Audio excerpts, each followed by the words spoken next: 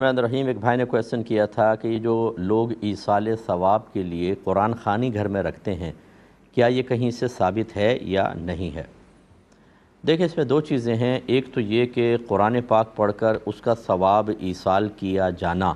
یہ تو بالکل ہے، نبی کریم صلی اللہ علیہ وسلم سے ثابت ہے۔ آپ نے سورہ یاسین پڑھ کر مردوں کو بخشنے کے فضائل بیان فرمائے، سورہ اخلاص فرمایا جو قبرستان جائے 11 مرتبہ سورہ اخلاص پڑھ کر مردوں کو بخشے تو جتنے مردے ہوں گے ان کی تعداد کے برابر اس شخص کو نیکیاں ملیں گی، تو یہ تو ثابت ہے۔ ایک ہوتا ہے کہ ایک مخصوص حیت کے اندر اس طرح جمع ہو کر قرآن پڑھنا،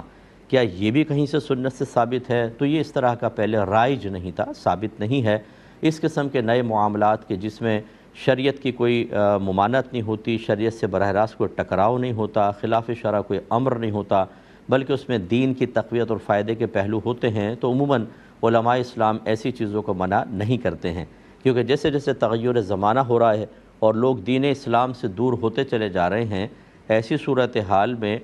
جتنا دین کے قریب آ جائیں اتنا بہتر ہے، اس سے روکنا نہیں چاہیے۔ یہ عمومی طور پر علماء کا ذہن ہوتا ہے، اس لیے کچھ امور کی اجازت دے دی جاتی ہے۔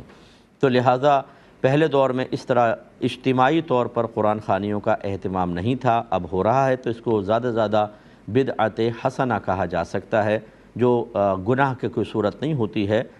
کر سکتے ہیں۔ لیکن جس طرح کی جا رہی ہیں، میں خود اس کا مطلب اس کو کہتا ہوں کہ بھئی اس میں تھوڑا سا احتیاط کر لیں۔ اس کی وجہ کیا ہے؟ وجہ یہ ہے کہ مجتمع ہو کر ایک جگہ سب بلند آواز سے قرآن پاک پڑھ رہے ہوں، اس کو ہمارے علماء نے حرام کہا ہے، کیونکہ جب قرآن پڑھا جائے تو اس کو خاموشی سے سننے کا حکم ہے۔ اس کا مطلب ہے جب بلند آواز سے پڑھا جائے، یا تو سارے آہستہ آہستہ پڑھ رہے ہوں، بس اتنا کہ اپنے کان تک آواز پہنچ رہی ہو،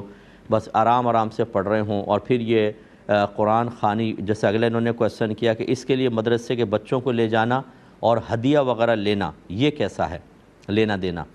تو اگر اس میں فرض کر لیں قرآن خوانی ایصال ثواب کے لیے ہو رہی ہے تو یہ صرف اللہ کی رضا کی خاطر ہونی چاہیے۔ اگر اس میں اجرت کا کوئی معاملہ ہوا، چاہے وہ طے کیا جائے اور چاہے اتنا معروف ہے، سب کو پتہ ہے کہ آئیں گے تو کچھ نہ کچھ ہدیہ وغیرہ دیا جائے گا، تو المعروف کالمشروط کے تحت ایسی قرآن خوانی بالکل ناجائز ہے،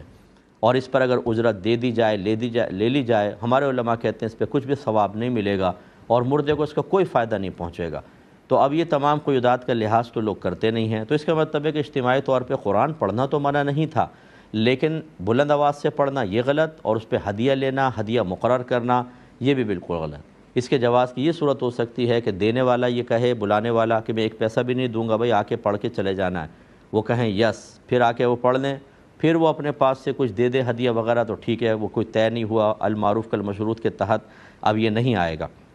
لیکن اگر کچھ بھی نہیں کیا اور آئے اور پتہ ہے کہ ان کو کچھ دینا ہے اور دیا، تو پھر یہ اس صورت میں قرآن خوانی جو ہے وہ شرعی لحاظ سے جائز نہیں ہوگی، کیونکہ طاعت پر اجرت کو ہمارے علماء نے صرف مخصوص مقام پر ہی جائز رکھا، اور قرآن خوانی ان چیزوں میں سے نہیں ہے،